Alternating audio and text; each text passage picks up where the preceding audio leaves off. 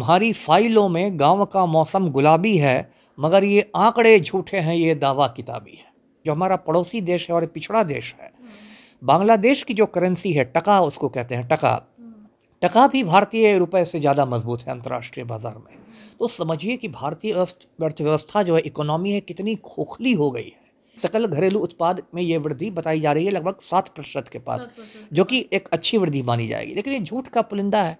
मोदी जी की फाइलों में आप अर्थव्यवस्था का मौसम गुलाबी दिखा दीजिए कि सब कुछ बहुत अच्छा है और अब तो हम महाशक्ति बन गए, लेकिन ये सारी बातें बिल्कुल झूठी हैं। निर्मला सीतारमण वो इतनी संवेदनहीन है कि एक बार प्याज की कीमतें बढ़ी, उनसे पूछा गया तो कहती है मैं तो प्याज खाती ही नहीं।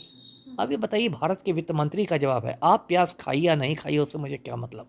सिस्टम में इतना भ्रष्टाचार है कि जो आम दलित है, आम जो गरीब आदमी है, अनुसूचित जाति का जो गरीब आदमी है, उस पर पहुंचेगा ही नहीं पैसा। रास्ते में इतने ज़्यादा घोटाले हो जाएंगे, इतना ज़्यादा कमीशन खोरी हो जाएगी कि जो हज़ारों करोड़ का आप आंकड़ा बता रहे हैं कि अनुसूचित जाति को, इसमें सैकड़ों करोड़ तो ऐसे ही ये नेता और ये अधिकारी मिलके खा जाएंगे। बजट को तो मैं नौटंकी मानता हूँ। हर साल एक फरवरी महीने में नौटंकी होती है। अभी निर्मला सीतारमण भाषण दे रही हूँ और उसमें जो राम भक्त होंगे भाजपा वाले, वो मेज़े पीट पीट कर ताली बजा रहे होंगे और थपथपा रहे होंगे। नमस्कार, आप देख रहे हैं लाइव बिहार। मैं आपके साथ रूपम। आज बजट पेश हो रहा है और सबसे पहले वित्त मंत्री निर्मला सीतारमण अपने भाषण की शुरुआत करते हुए यह कह रही हैं कि अमृतकाल का यह पहला बजट है और प्रधानमंत्री नरेंद्र मोदी ये कहते नजर आ रहे हैं कि यह आम लोगों के आकांक्षाओं पर खरा उतरेगा और दुनिया को भी एक आईना दिखाने का काम करेगा, एक किरण दिखाने का काम करेगा। आज इसी मुद्दे पर बात करने के लिए हमारे साथ एक IPS अमिताभ दास जी जुड़े हुए हैं। हम इनसे बात करते हैं, थोड़ा चर्चा कर लेते हैं बजट पे कि किस तरह का बजट इस बार पेश होगा, क्या कुछ सामने निकल के आएंगी, आम इंसान को कितना फायदा होगा। सर, क्या कहते हैं आप इस चीज पे? देखिए, मोदी राज में आम इंसान का फ़ायदा तो हम लोग को भूल जाना चाहिए, है ना। आम आदमी का तो कोई फ़ायदा नहीं होने वाला है।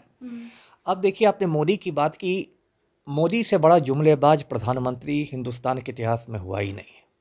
मैं दर्शकों को याद दिलाऊं कि मोदी जी ने 2014 में वादा किया था कि प्रधानमंत्री बनने के बाद वो 100 दिन के भीतर देश का काला धन विदेशों से ले आएंगे और हर हिंदुस्तानी के बैंक अकाउंट में 15-15 लाख रुपए जमा हो जाएंगे। यानी यदि आपके परिवार में 4 सदस्य हैं तो आपके परिवार में 60 लाख रुपए आ जाएंगे। और ये 9वां साल है मोदी की सरकार का और किसी के अकाउंट में 15 पैसे नहीं आए। आज सुबह में भी मैंने अपने अकाउंट को चेक किया है।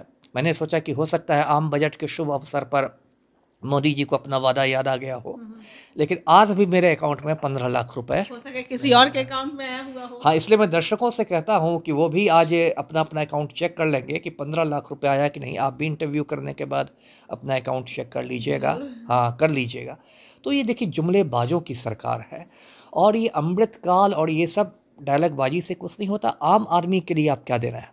देश का गिरता है जिस देश का प्रधानमंत्री गिरता है, और आज देखिए एक अमेरिकन डॉलर 83 रुपए के बराबर है। इसका मतलब कि रुपया का कचूमर निकल गया है, क्योंकि भारत की अर्थव्यवस्था का कचूमर निकल गया है। और अमेरिका की बात जाने दीजिए, बांग्लादेश जो हमारा पड़ोसी देश है और पिछड़ा देश है, बांग्लादेश की जो करेंसी है टका, उसको कहते हैं टका, टका भी भारतीय रुपए से ज़्यादा मजबूत है अंतर्राष्ट्रीय बाजार में। तो समझिए कि भारतीय अर्थव्यवस्था जो है, इकोनॉमी है, कितनी खोखली हो गई है, क्या उसकी हालत हो गई है।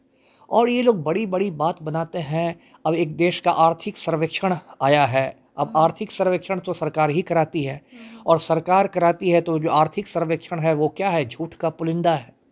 अब उसमें कहा जा रहा है कि GDP की वृद्धि दर रहेगी 6.8%, 6.8, हाँ, 23 से 24। GDP का मतलब हुआ जिसको हिंदी में कहते हैं सकल घरेलू उत्पाद। सकल घरेलू उत्पाद में ये वृद्धि बताई जा रही है लगभग 7% के पास, जो कि एक अच्छी वृद्धि मानी जाएगी, लेकिन ये झूठ का पुलिंदा है।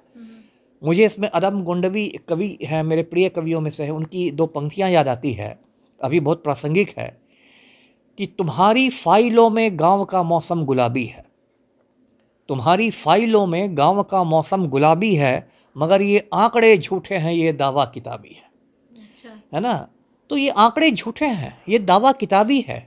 आप भले ही मोदी जी की फाइलों में आप अर्थव्यवस्था का मौसम गुलाबी दिखा दीजिए कि सब कुछ बहुत अच्छा है और अब तो हम महाशक्ति बन गए, लेकिन ये सारी बातें बिल्कुल झूठी हैं। इस देश में अर्थव्यवस्था की बिल्कुल मत आप कह सकते हैं मिट्टी पलीद हो गई है। दूसरी चीज़ आप देखिए, अर्थव्यवस्था से जुड़ी चीज़ है महंगाई। क्योंकि आम आदमी है, उसको क्या बड़ी बड़ी बातों से मतलब है कि क्या सकल घरेलू उत्पाद है और क्या अंतर्राष्ट्रीय मुद्रा भंडार है। ये सब बातें तो बड़े बड़े अर्थशास्त्रियों के लिए है। आम आदमी को तो मतलब है उसका चूल्हा जलता रहे, रोटी दाल मिलती रहे उसको। अब देखिए सरकार में जो महंगाई है किस कदर बढ़ी हुई है।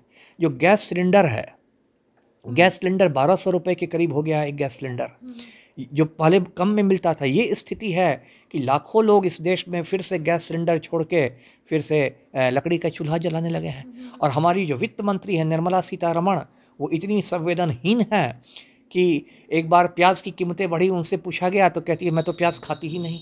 अब ये बताइए, भारत के वित्त मंत्री का जवाब है आप प्याज खाइए या नहीं खाइए उससे मुझे क्या मतलब, मेरा प्याज तो सस्ता मिलना चाहिए। तो बिल्कुल संवेदनहीन लोगों की सरकार है। और ये सरकार जो है, मैं बताऊं कि 4 गुजराती चला रहे हैं इस सरकार को। 2 गुजराती देश बेच रहे हैं और 2 गुजराती देश खरीद रहे हैं। इसको कहते हैं हम दो हमारे दो, अच्छा। है ना। 2 गुजराती जो देश बेच रहे हैं उनके नाम है नरेंद्र मोदी और अमित शाह। 2 गुजराती जो देश खरीद रहे हैं उनके नाम है मुकेश अंबानी और गौतम अडानी। तो 4 गुजरातियों की ये सरकार है। इसको याराना पूंजीवाद कहते हैं कि 4-5 पूंजीपति यार मिलकर पूरे देश को लूट लेते हैं। तो अब हाँ, अभी हिंदुस्तान में याराना पूंजीवाद का दौर है। देश में लगभग 140 करोड़ की आबादी हो रही है, लेकिन देश में याराना पूंजीवाद है, 3-4 पूंजीपति मिलकर लूट रहे हैं। अभी दर्शकों को पता होगा, एक हिंडनबर्ग की रिपोर्ट आई है, अमेरिकन फर्म है हिंडनबर्ग, उसने बताया है कि किस तरह गौतम अडानी ने कॉरपोरेट इतिहास का सबसे बड़ा घोटाला किया है, लाखों करोड़ों का घोटाला किया है। और सभी जानते हैं कि गौतम अडानी नरेंद्र मोदी के कितना करीब हैं। ये बात तो बच्चा बच्चा हिंदुस्तान में जानता है। मैं तो खुलेआम कहता हूँ कि नरेंद्र मोदी जी गौतम अडानी के प्रधान सेवक हैं। नरेंद्र मोदी 24 घंटे यही सोचते हैं कि अडानी की दौलत कैसे बढ़ाई जाए। अब देखिए मोदी सरकार में किस तरह इस देश को लूटने का काम हुआ है ना। नीरव मोदी 12,000 करोड़ रुपए उसने लूट लिए पंजाब नेशनल बैंक के। 12,000 करोड़ रुपया कोई छोटी रकम नहीं होती है। कितने स्कूल बन जाएंगे, कितने अस्पताल बन जाएंगे। और देश छोड़ के भाग गया, सरकार मुंह देखती रह गई। उसके बाद विजय माल्या 5,000 करोड़ रुपया लूट के भाग गया, सरकार मुंह देखती रह गई। मेहुल चोकसी, जिसको मोदी जी मेहुल भाई कह के बुलाते हैं, उनका मेहुल भाई 800 करोड़ रुपया लेके भाग गया और सरकार मुंह देखती रही। तो पूरे देश में लूट खसोट चल रही है, बिल्कुल पूंजीवाद हावी हो गया है। और देश को ये बजट क्या है, ये सब ऐसे ही फालतू है। इस पर इससे आम आदमी को कुछ नहीं मिलने वाला है। कोई अनुसूचित जाति पे भी बहुत सारा ये खर्च करने की बात कही जा रही है। ठीक है, खर्च हो तो अच्छा है, लेकिन देखिए होता क्या है कि खर्च तो सरकार करती है, लेकिन सिस्टम में इतना भ्रष्टाचार है कि जो आम दलित है, आम जो गरीब आदमी है, अनुसूचित जाति का जो गरीब आदमी है, उस पर पहुंचेगा ही नहीं पैसा। रास्ते में इतने ज़्यादा घोटाले हो जाएंगे, इतना ज़्यादा कमीशन खोरी हो जाएगी कि जो हज़ारों करोड़ का आप आंकड़ा बता रहे हैं कि अनुसूचित जाति को, इसमें सैकड़ों करोड़ तो ऐसे ही ये नेता और ये अधिकारी मिलके खा जाएंगे, है ना। जो गरीब आदमी है, गरीब आदमी जो झोंपड़ी में बैठा हुआ है, मिट्टी की दीवार है, फूस की झोंपड़ी, उसको क्या मिलने वाला है। बहुत लोगों को तो पता भी नहीं है कि क्या मतलब योजना वगैरह कुछ आया भी है। बिल्कुल।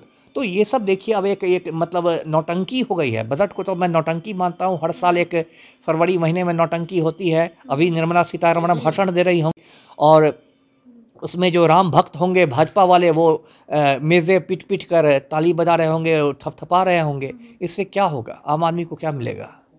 जी चलिए, बहुत बहुत धन्यवाद सर। जी।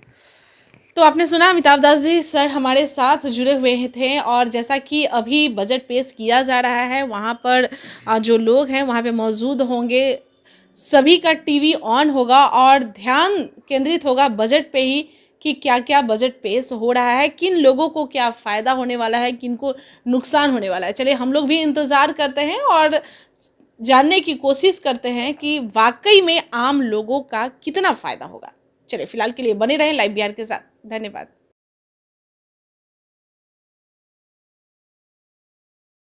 लाइव बिहार YouTube पर सब्सक्राइब और Facebook पर लाइक जरूर करें।